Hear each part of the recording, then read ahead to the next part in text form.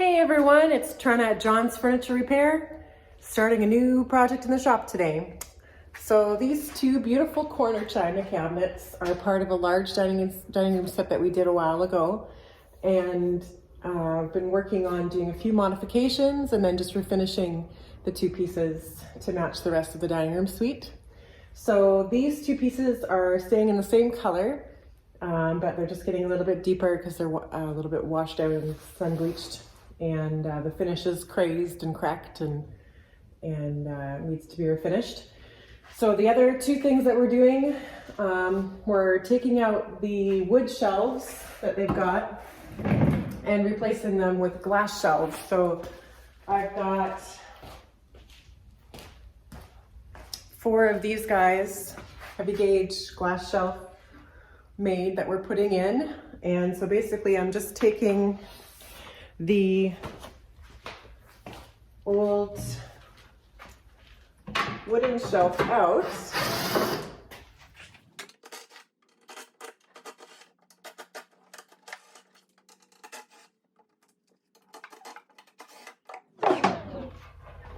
Like that. And then we're adding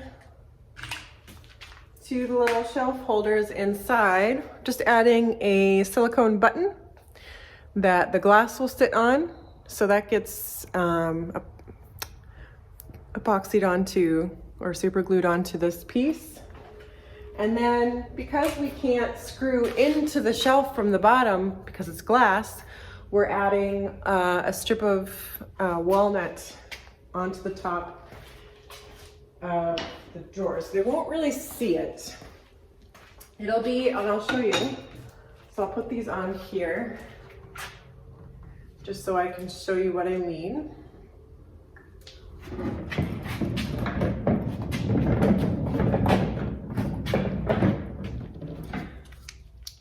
Pop these guys on. Awesome on these. And then the shelf sits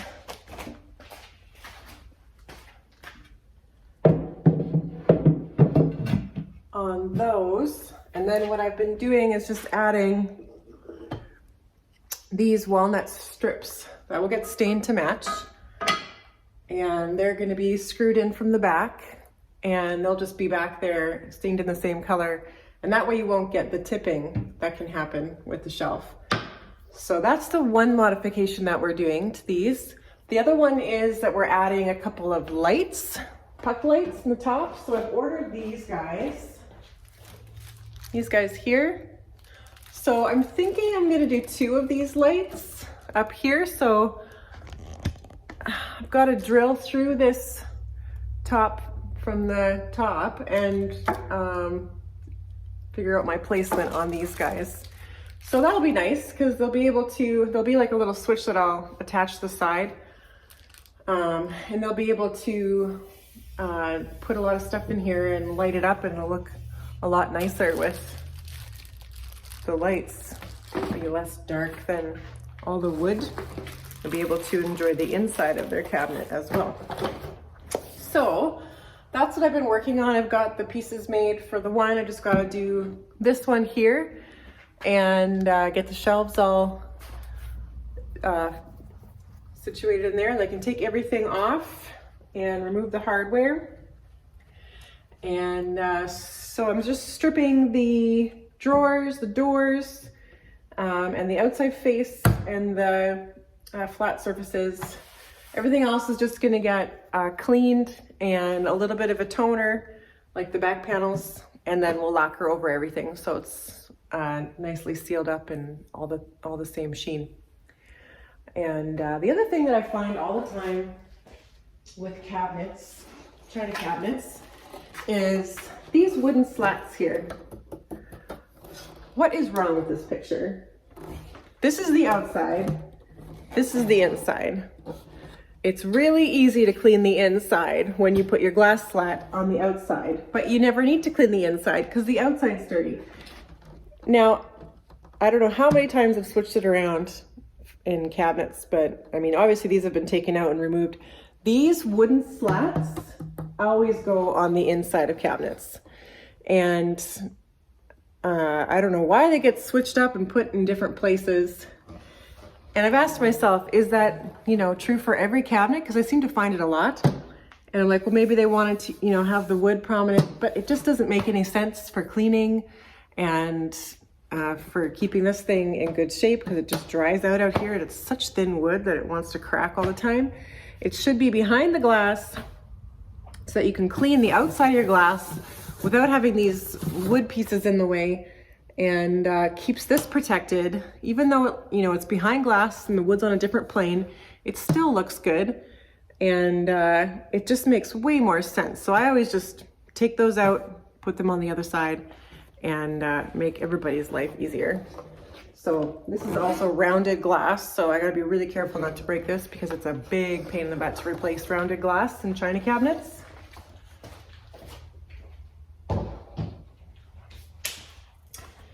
So the only other big issue with these pieces is this cabinet here has some water damage on the base. So this is all lifted here. So we'll have to get that on its back and repair all of that. The other one doesn't have that damage, so that's good. But you can see down here where the finish is all lifting here and cracking off and flaking. It's old shellac. So we just need to get this all off and put a fresh finish on to get it back to good. All right, so I'm gonna start with all the carpentry though and get the shelf slats made so that those are made and I can put the glass away and start measuring and cutting holes for the lights. So those will be my first two things. So let's get at it. Okay, so I've made a couple of blocks so that all of my wood slats get measured and drilled in the same place. So I made a little 3-inch block that I'm just gonna mark where I'm gonna be drilling into. And I'll drill my 2 holes to go through.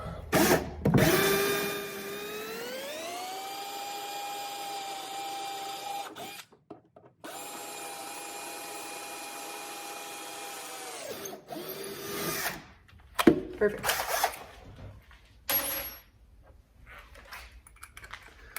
So on the back side, I'm going to do a countersink.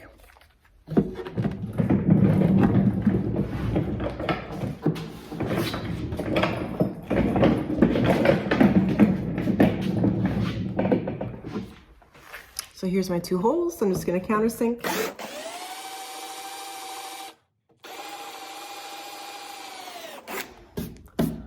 Perfect. So kind of the same. This will get stained up to match the back there. Great.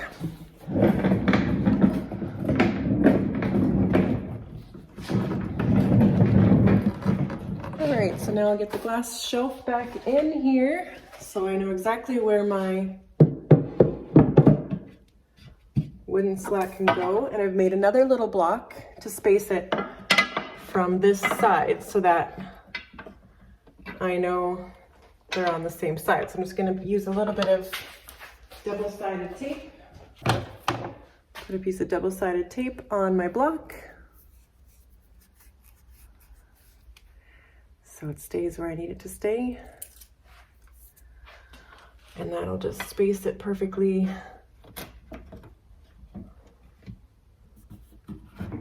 right there. All right.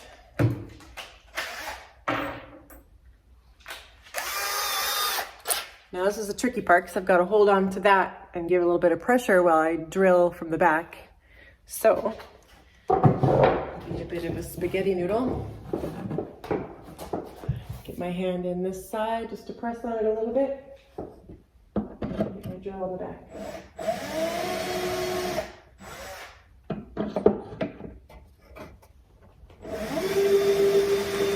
Okay, so now if you grab onto the side, you cannot tip this thing over. It's not stint here, but any downward pressure, it's not going to flip if you put like a heavy whiskey bottle or something, glass on there. And it won't flip. I'm just thinking about whiskey. That's all. Okay, so now I can take that piece off and remove all of that hardware and do this one. And then we'll be done on the shelves. So I'll get at it.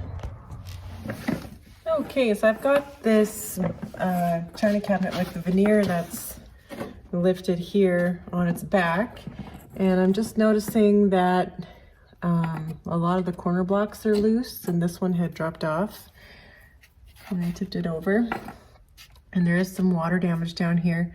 Now I'm not gonna worry about getting this veneer back down. It's not gonna go anywhere, but I will remove all of these corner blocks that have come loose and are no longer doing anything, and just re-glue those so that I know that the space is all at least glued together. And it looks like, I mean, I have one that fell off, but it looks like I'll need to make at least 2 more that are missing from here. So I'll get to that. And then right here, you can see all the veneer that's lifted, all the water damage. It's kind of gone through a couple layers here. And the worst of it is over here, where both layers, the underlayer and the top veneer, have been lifted, and then there's a piece of veneer missing here that I'll have to replace.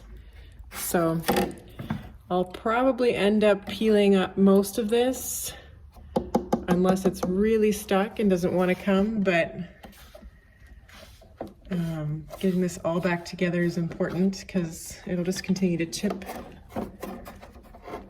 And it looks like right here we've got a split in the under, or the substrate, and these guys are rusty, so I'm gonna take those all out and put in different feet just because they're so gross. Well, it's all up here on blocks. So I'm doing this before I get the lights in, just because I had to tip it over anyways to do the work up on the light placement. It's much easier to do the light placement with the back up like that, and I can measure everything perfectly and get it all centered. But first, let's get these corner blocks off and re-glue the space.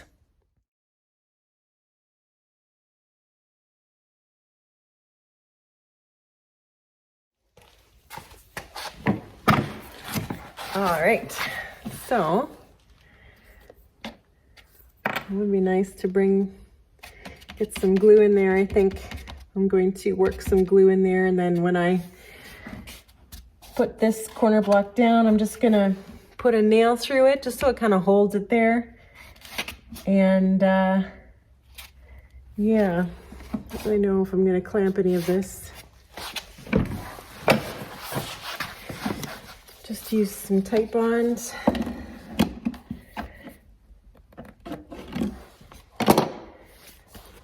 My glue nozzle is like the #1 thing that I do in this shop.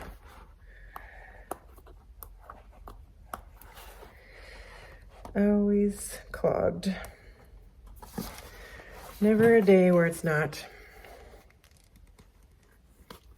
All right, so I'm just gonna run some glue down in this groove that's opened up here.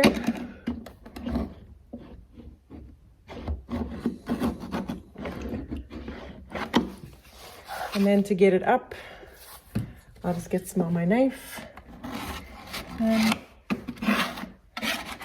shoot it behind there.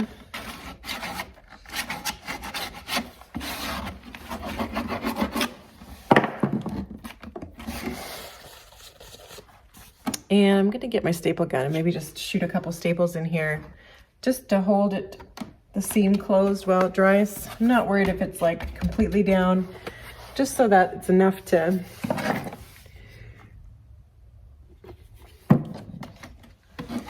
keep it from flapping around down here.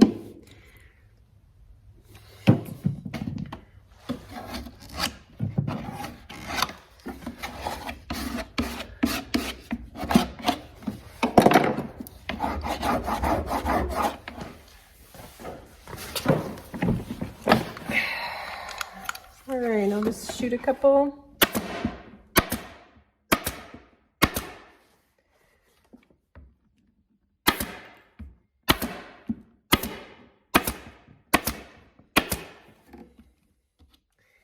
There, at least it's not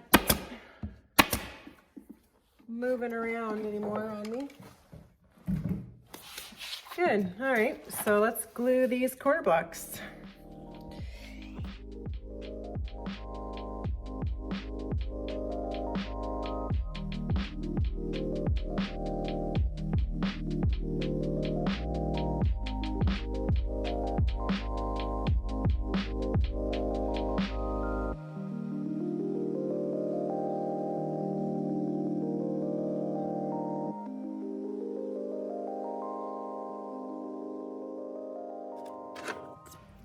Okay, so I'm gonna take off these rusted feet. They're really gross. Don't need those, they're not doing any good to anybody's floor.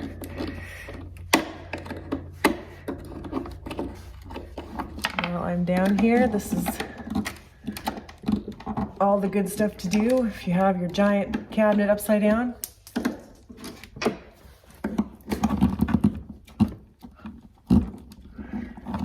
I might even tip over the other china cabinet and see if it needs any.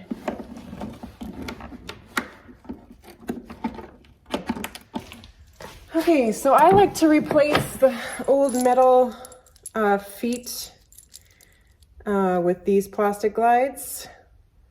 They hold up really well. They're like neoprene and they make it a lot easier to move your furniture around. This big heavy stuff is really easy to move with these when it's on a floor and it doesn't scratch.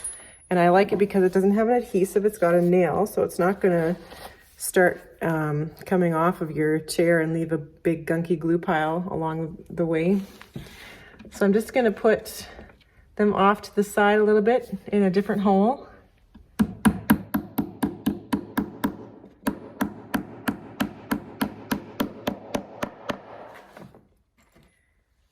So that they're not going back exactly where the old ones were, which is all knotted out.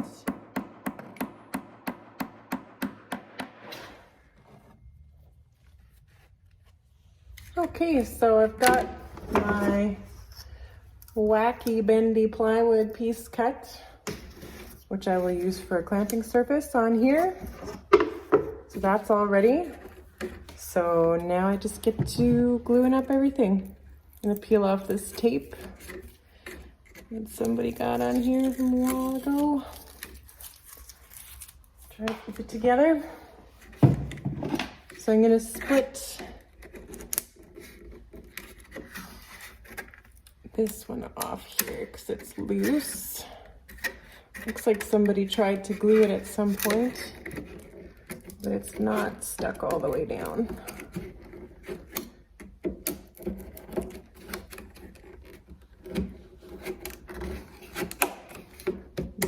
Kind of pop it up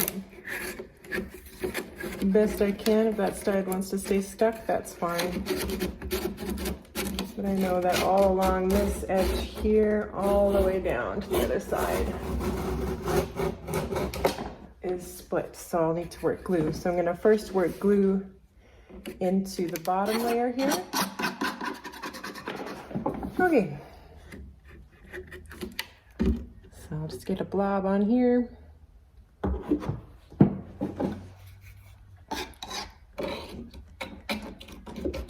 And spread it right to the point where I can barely get my knife in. And all the way down.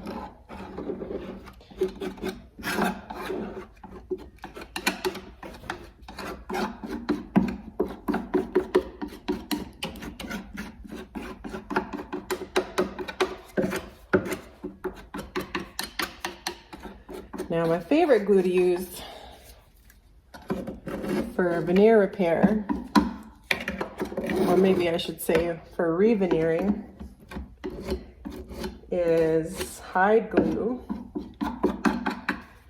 because I just find that it's so much more workable, it's reversible, you can heat it up with an iron or unstick things that didn't go well or whatever. But for this project, I think that this waterproof tight bond is a good idea. It looks like this thing sees a lot of mopping and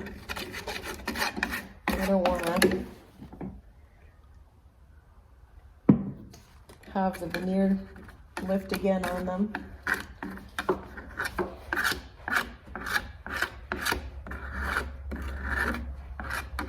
But if I had to re-veneer a table or case or whatever it was, I would definitely go with hide. So now that I've got the underlayment full of glue, then I can work glue into the veneer. So I'm just going to start on one end here, making sure to cover both sides.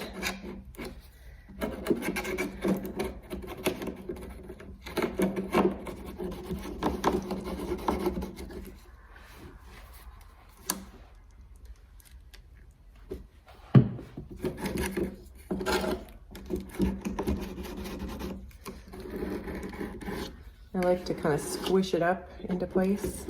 Seems to work pretty good.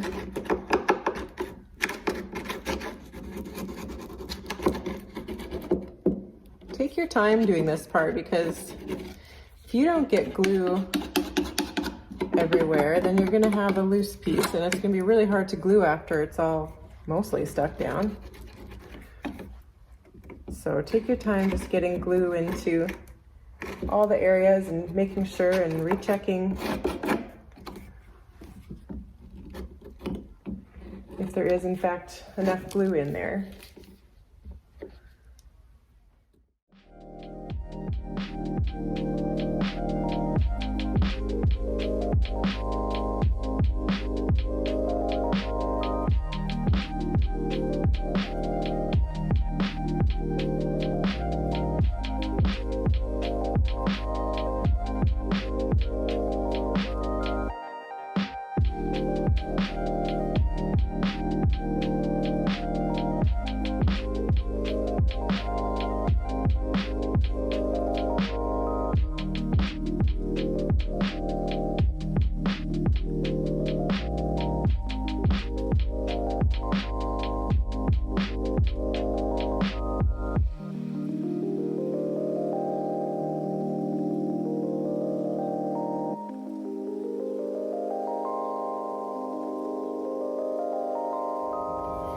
All right, so it's the next morning in the shop and it's time to take all these clamps off of here. So let's get them off and see how it looks.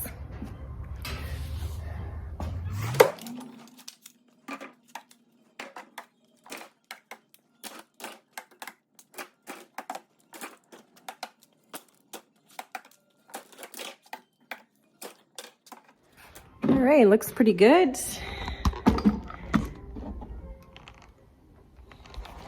I'm happy with that. This is the main area here that was really lifted, and that's all super solid now, even though it looks like a mess, but that's okay. So we can get all this cleaned up off of here and check for any areas that were missed. Looks like it was pretty much all. So it looks a little bit flaky over there, so I might have to glue up a little bit on that end, but all this looks really good. So right here we need to do a veneer patch, so I'll show you guys how we do that when we get to it. But I think that looks good. I'm just going to clean up the glue and newspaper and get a little bit more glue on that end, and that'll be good. Okay, so getting the placement started for these lights. What I've done here is taken a nail and on a string with a pencil, measured it where I want the two lights to go, and drawn an arc here. So now what I need to do is figure out how far up each side I want to go. I'm thinking probably at least 5 inches from each corner would do it, and that would place my lights right in the middle of that line on both sides. Now, when putting these lights in, I don't want them too far forward because I want to light things from the back forward. just because that'll be the darkest area of the cabinet. So when you're putting lights in a cabinet, leave, you know, your 3/4 of space here and 1/4 space down here. So that's kind of what you can see that I've got here, so that you've got light coming from the back forward. Otherwise, if you put your light way up here, you're gonna have dark spots in the back of your cabinet and you wouldn't be able to see all the things that you've got there, and maybe hidden by shadows from what you've got on the shelves in the front. So if you're doing this, that's just something to note. So I think I'm gonna go at least 5 inches up this arc, which would place it right about there on either side, maybe 5 or 6 inches for the center. And I'll make my pinhole. I thought I had a hole saw, but it looks like it's broken. So I'll have to go pick up another hole saw to drill for these guys. But anyways, I'll get to that when I do. I can get them all marked out and ready to go this way, and then drill it when I have the saw. So that's basically how I'm gonna do this.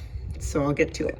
Okay, so while I wait for a few more little spot repairs on just a couple little areas I found that needed some more pressure, I've got both of the lights, puck lights, marked out on both of these guys. So when I get the hole saw, which I ordered from Lee Valley, then I can drill those holes. In the meantime, I'm getting some stripping done. I've got one of the doors done, and I'm just working on these guys. So I don't use stripper on these things because they it just makes a big mess. So I take a 220 grit sand paper and just sand it off of the finish. And I wasn't gonna sand these because they're usually in better condition than these ones are, but you can see on this other one that the finish is kind of lifted and flaky and just not in good condition. So it's kind of the same thing that's happened on the rest of the cabinet here. So I've just decided we're gonna strip that as well. Everything on the outside pretty much needs to be stripped on these cabinets. So the other thing that I'm doing here is on the back of these doors and the inside of the cabinets, there was a lot of dents. And this is a mahogany cabinet, so it's pretty soft wood. So I'm just gonna be steaming up a couple of these dents. You can kind of see them there in the light. So I'm just gonna take my iron. And it's a little tricky with a round edge.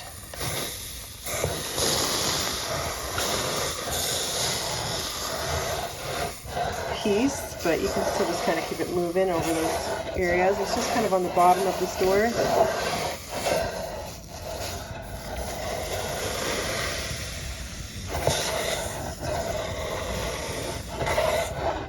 And so what this does is the water kind of expands the wood fibers, and then when you go to steam it, it kind of boils the water in between those fibers and fluffs everything back up. And it works pretty good for a lot of dents and things out of these softer woods. And you don't have to do a ton of sanding, especially if something is a veneer and you don't have a lot of sanding room to go. If you've got big dents, it's always nice to do a steam on something first. So I'm just going to try to get all this dried up here wherever I see a wet spot. And then I'll take a look at where those dents were again. And they've pretty much popped right up. I'll run a piece of sandpaper over it to see how it is and if I need to go again.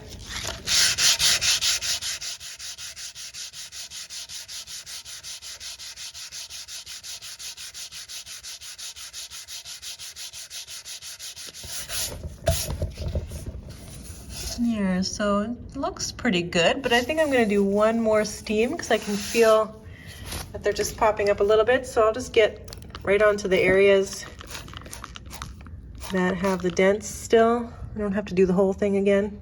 I think that's where most of them are, right there. And then I'll just come along again with my iron.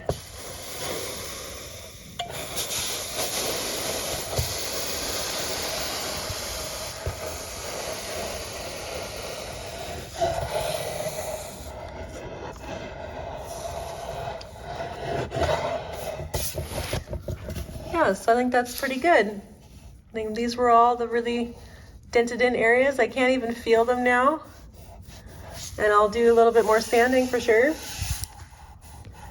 This one is up too. I just need to sand it a little bit more. But that looks good. So that's a good method for getting some dents out of something that you don't want to sand too much, or just out of anything. So I'll keep sanding this, and got these two, or the door and two drawers here to strip, and then these drawers here to strip left on the cabinet, and then of course the rest of the cabinet face and base and all that kind of stuff. So we'll keep stripping away. Okay guys, so I've got a base all prepared here for new veneer. This is the whole area that we glued down here, and everything is nice and solid now, but there was this piece missing, and there was actually a lot of damage to this area and it had chipped away. So I used some epoxy putty to repair the base, because you got to have something to glue your epoxy down to. It needs to be a pretty good substrate, so epoxy putty works pretty good for that.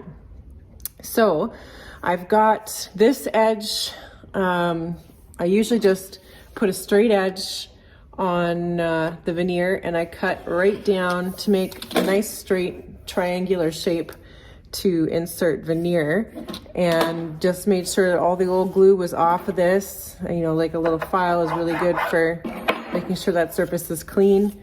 And I usually undercut my edge that I'm meeting by just kind of shaving it off with the edge of the utility knife, just to make sure there's not something that's pushing up against it. Now, to repair this piece, I'm going to be using edge tape, which I find really handy to use on these small repairs.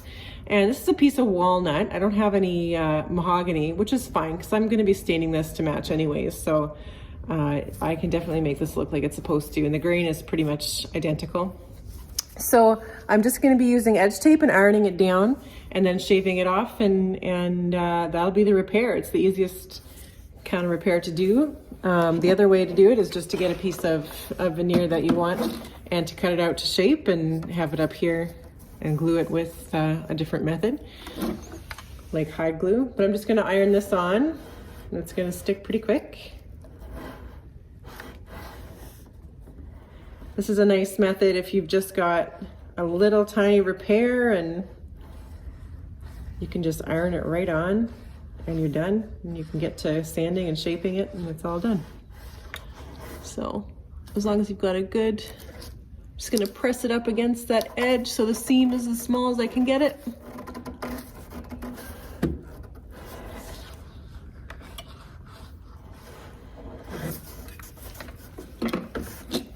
Good, and that's how easy it is. It's all stuck.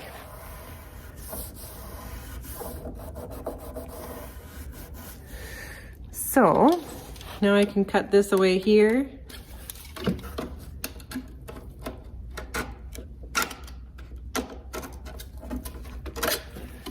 It's not quite stuck right there.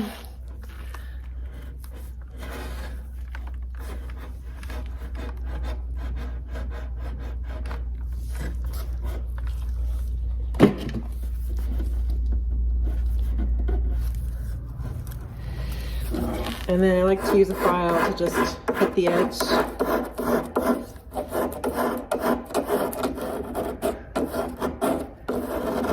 And grind it right off.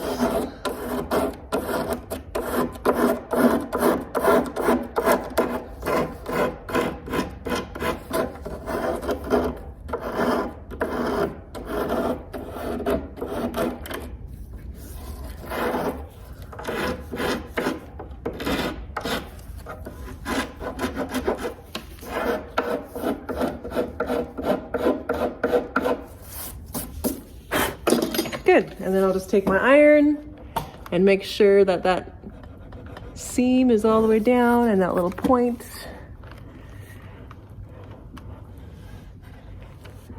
Get it all glued down around the edges really good. Awesome. So then I'll grab some 120 paper. and sand the seam here. Just a little bit of a height difference.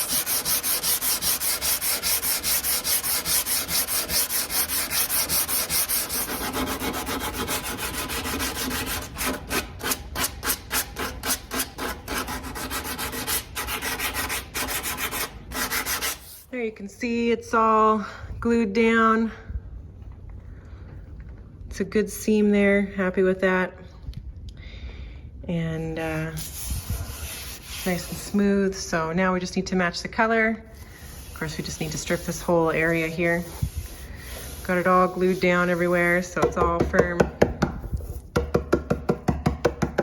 Don't hear any more double taps anywhere.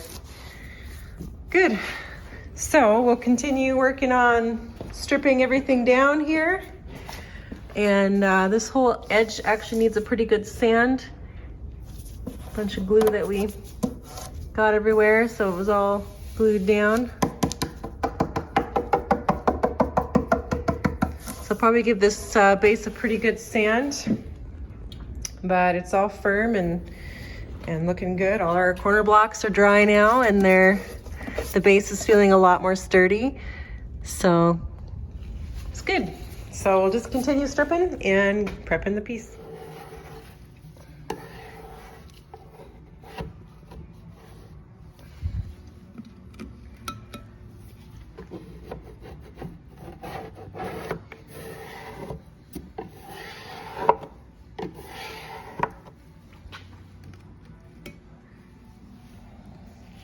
All right, guys, so I've got this thing stripped down to the level that I need to get it to before applying the stain. It's all sanded with the sander and then hand sanded with 180. So just starting with the top molding, I'm using Gaudy's Brown Cherry to match the color here. It's a pretty nice stain. So I'm just gonna brush it on, work it into the molding everywhere here.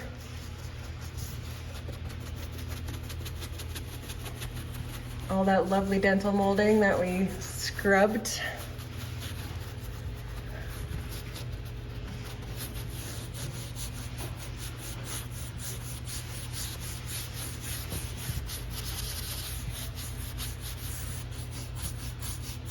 And around the side. Oops. Hard to hold the camera while you do things.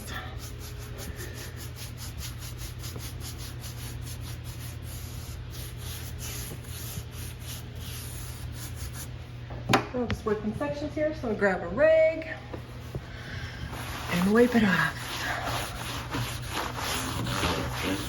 I don't mind if it stays a little heavier in the grooves, just kind of gives it a nice glazed effect. And there you can see that beautiful mahogany again. All right, so I'm just gonna do that to the whole thing. And the doors and the drawers and the lattice work. Got the other one in progress here. Got a friend helping me. So should have these two stained and ready for lacquer by the end of tomorrow, perhaps. All right, I'll keep you updated. All right, so working on these corner china cabinets. This one is completely prepped and stained and drying and waiting to go to the booth. You can see the color difference here. This is just in the raw. But also we're getting a little bit deeper of a color when we go in because the interior is the original color. So when we put the clear coat on the brown cherry, it really does pop a little bit warmer in the red-orange kind of zone. So you'll see that when we're doing clear coats. So we're just finishing up the prep here and got everything sanded here and pretty much ready for staining on the workbench. And I'm just gonna do a bit more puttying. There's some damage up on the top. Crayon molding right there that I'm gonna do some putty work on, a little bit more cleaning up. And then just keep sanding everything until we get it in stains. So we're nearing the end of these guys. There have been a ton of work, so I'm glad for that. But it's going well, so I'll keep you posted. All right, good morning, guys. It's Trena at John's Furniture Repair. So last night I finally got my hole saw for drilling the holes for my little puck lights that I'm putting into these china cabinets. So this was $50, but whatever. So I just wanted to double check the size before I make a big hole in the, and that's looking pretty good. So it's a little bit bigger than the base of this, which is fine because it's got these spring tabs that are gonna,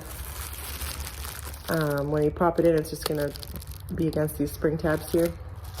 So basically, what I need to do now, I've already marked out where I'm gonna be drilling them. And what I'm gonna do is take just a brad point, smaller drill bit, and start a pilot hole right there so I know that I'm exactly where I need to be. And then I'll drill the big hole with the giant drill bit. So let me get set up and I'll show you guys how we do it.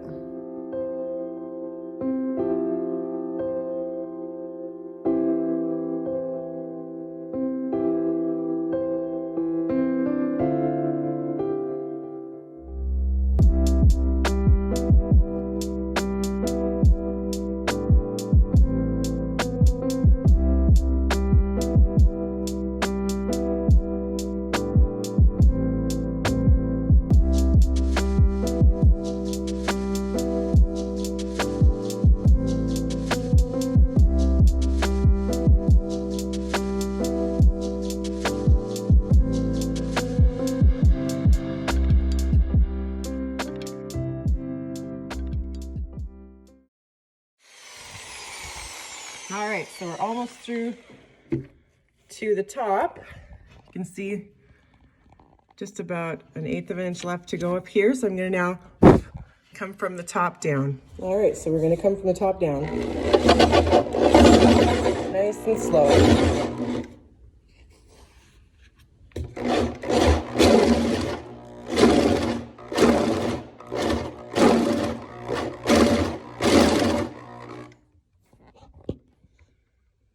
By the way, my drill is special. It needs a new chuck.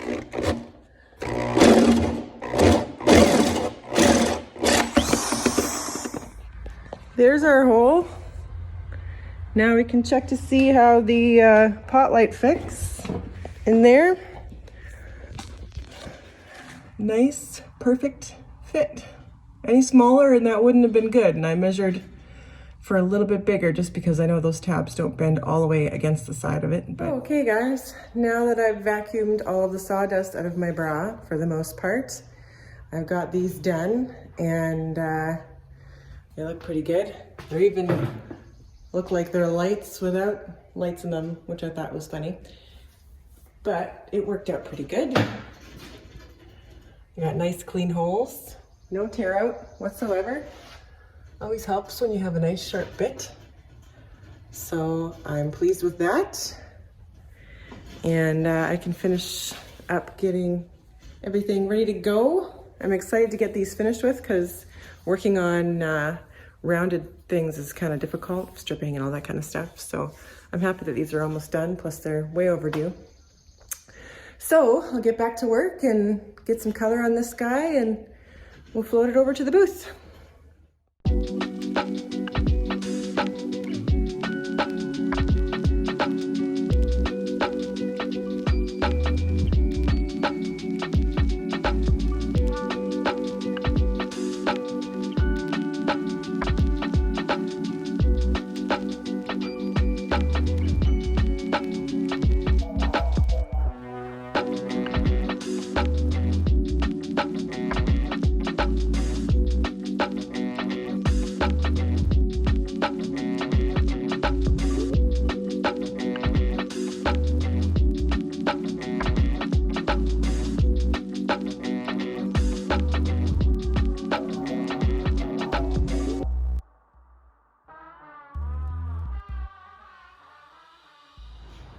All right, so we got both of these guys under stain and they've been drying for a day, so they're ready for their first coats of lacquer. And everything here is ready as well. It's been drying overnight. So I'm gonna line everything up and get a couple coats of lacquer on it to sit overnight. The hardware's got a shine on it, so we just need to put a bit of lacquer on that as well, just to seal in that brass and get everything moving. So let me get at it.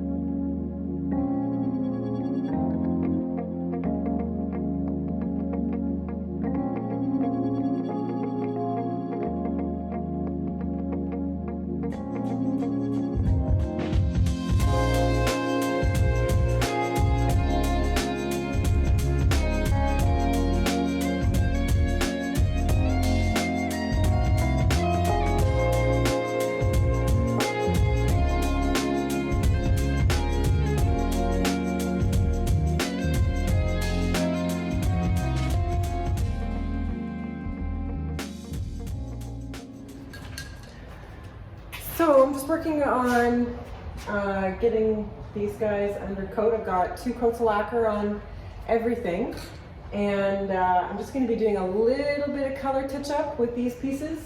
Not a lot, because the stain did a pretty good job of getting it exactly where I wanted it, but I'm using just a little bit of Mohawk's brown cherry tint just to hit places that are a little bit light. So I don't know if you can see from there. I can bring you guys a little closer. When I'm looking at this piece here, I'm noticing just, you know, the ribbons are a little light right in the front here. The tops of these are a little bit washed out. So what I'm gonna do is just take my brown cherry toner, and I don't wanna do a lot, I just wanna kinda hit it just to give it a little bit of deepness. Just in the areas that need a little bit of color. And that molding underneath. Right in the front. And this would be where, you know, the sun hit the piece and the patina of the wood is a little lighter in those areas. And that'll happen again over time, which is fine. I just want to kind of even everything out. I'm going to give a little bit of color to this shelf.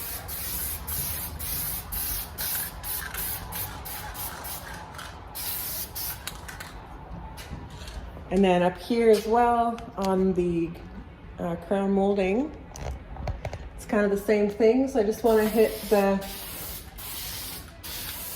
mostly the middle, and wherever else I see needs a little bit of color.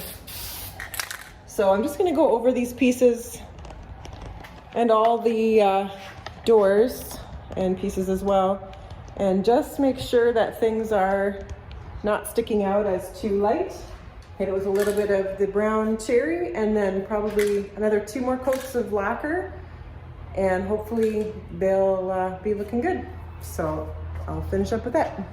All right, so there's about 5 coats of lacquer on these guys. They look pretty good. Doors too. Got that grain filled. Look at that mahogany pop.